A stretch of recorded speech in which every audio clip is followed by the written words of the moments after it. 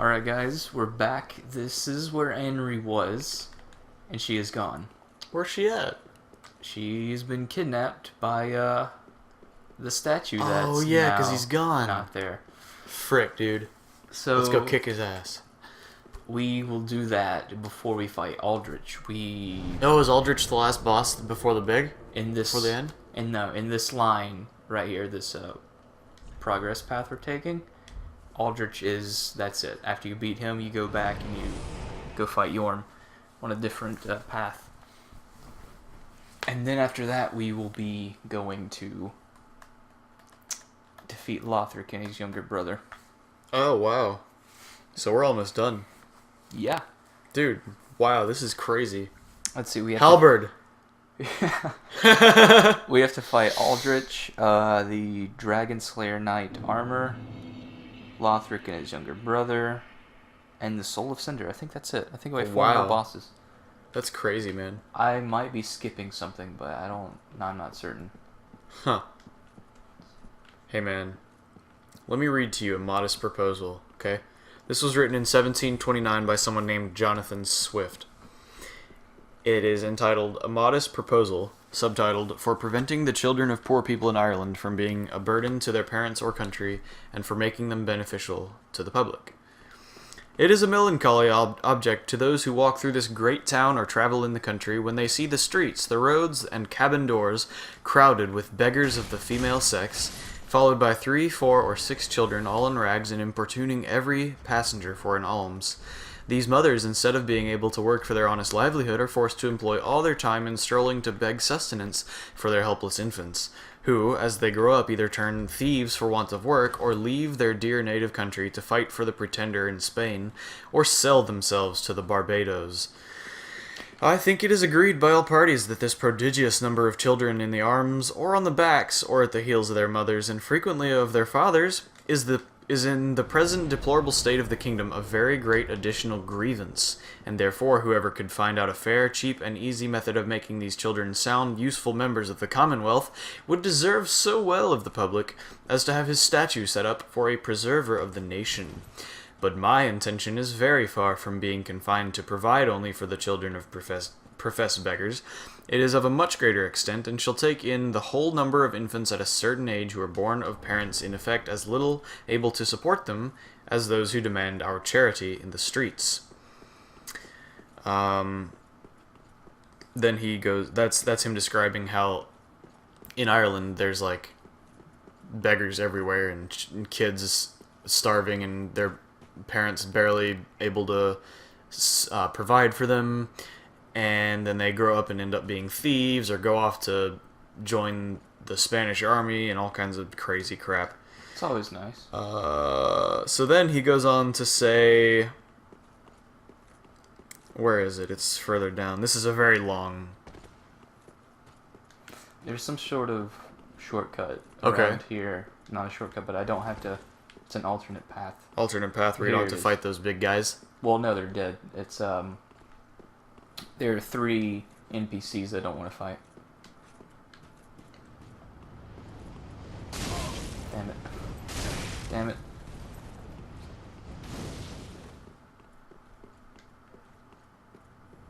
But I do want to activate this. Because there are some secrets above the Pontiff's room. Okay. But yeah, he says, I have been assured by a very knowing American of my acquaintance in London that a young healthy child, well nursed, is at a year old a most delicious, nourishing, and wholesome food, whether stewed, roasted, baked, or boiled. And then he goes on to describe his detailed plan about how he's going to use beggar children to inflate the food economy instead of having beggars everywhere. It's one of the most disturbing things. I just went over that in my English class. So that was interesting. Oh, thank God he didn't get me. Oh yeah, those guys. They're in Kid Icarus, man. Are they? Yeah! Freaking Kid Icarus Uprising. You see a treasure chest, you run up to it and be like, hey, treasure! Oh shit! And then it like gets up and starts... But they don't have like gross It's the tons. ones that they jump around and chomp, right? No. I think that's something else then. That's a different enemy. They have 2 legs, and they're incredibly fast, and they just keep kicking you really fast, and they kill you. They kill you like more often than not. Yeah, I would much rather fight these guys. These priests. These here. mages. Ooh. So do you know what the difference is between a mage and a magician? I know the difference between a wizard and a mage. What is the difference between a wizard and a mage? I'm pretty sure the wizard was like an official researcher, and a mage just kind of does his own thing. No. A magician is just any generic user of magic. A wizard is someone, which there's a lot of different definitions for wizard, but across the board, a wizard is someone who is an expert in their type of magic, or just extremely adept in magic. And then a mage is specifically a magic user who uses their magic for battle. So a pyromancer would be considered a mage in most cases. Whatever you are in Dark Souls, if you use your magic for battle, you are a mage, unless you're healing. So people with, like, say, lithomancy, you know, magic to use rocks, if they used that to create, like, stone golems in battle to send against their enemies, then they would be considered a lithomage. So that's a little interesting tidbit about magic. I think the difference I was thinking of was... No, I was thinking of something else. Yeah, mage specifically refers to battle. I was thinking of the... That guy has some interesting looking weapons there. What are those? It's just enchanted spears. But okay. I was thinking of something completely different. I was saying I knew the counterpart to a witch. Like witches and warlocks, those are generically female and male versions. Yeah, right, that's true. I wasn't thinking about the differences between things. But wizard is based on the word wise.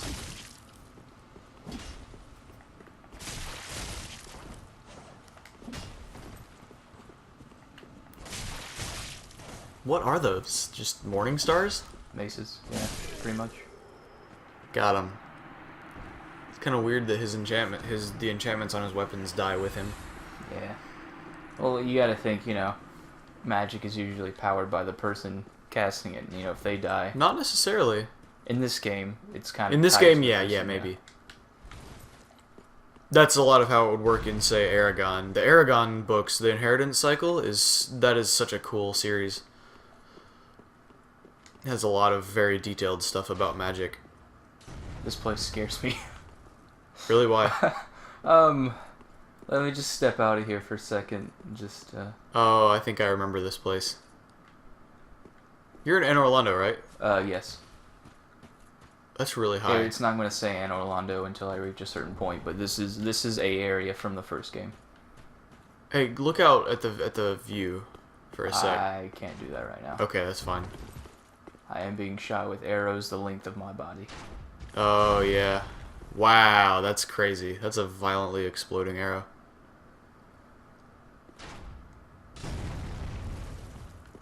Come on. Wow. Oh, yeah. Freaking no scoped. Because wow. The great arrows, it was so much force that they just throw you off the side. Dude, that's insane. Holy crud. And yeah, I could probably get to my wedding maybe 5 minutes if I don't die. If you don't die? If I don't die. So you're not going to fight what's her name yet? You're just Aldrich? You're just fighting Aldrich or you're is just a man, but I guess you could say he's genderless, I don't know. But I thought it was a female. no. Devourer of gods, right? Yeah. That's disturbing. The person he devoured, Gwendolyn, looks like a female. Okay, that would be why, because I have seen Aldrich. I think it's an interesting characteristic that Aldrich is such a similar word to Eldritch, which means something dark and horrific in nature. I hate that move. Wow. Wow. I'm pretty sure it's simply called Force, or Emit Force. And all it does is push enemies back. It doesn't deal damage. It looked like it dealt damage. No. It's the fire. Huh. Fascinating. Oh. Freaking destroyed, man. That was pretty great.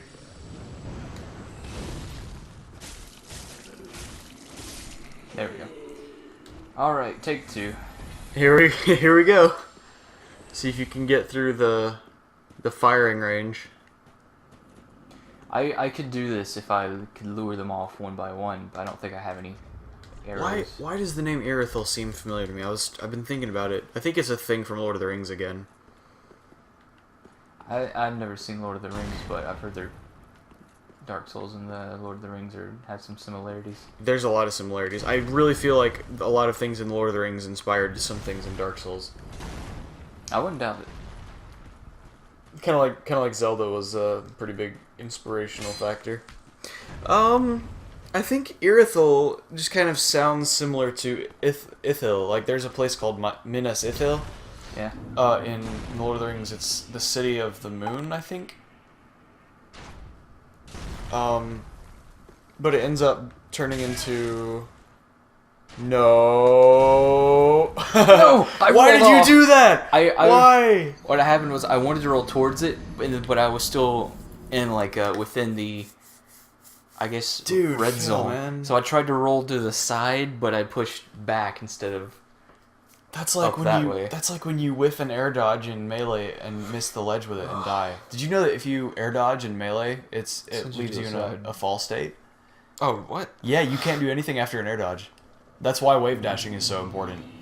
I almost want to say that's stupid. It seems stupid, but you got to remember that this was before, like, any of the mechanics in Smash had developed. So most of what we have now is actually from Brawl. Most of the physic stuff, except for the ledge mechanics. Obviously, ledge mechanics are new in Smash 4.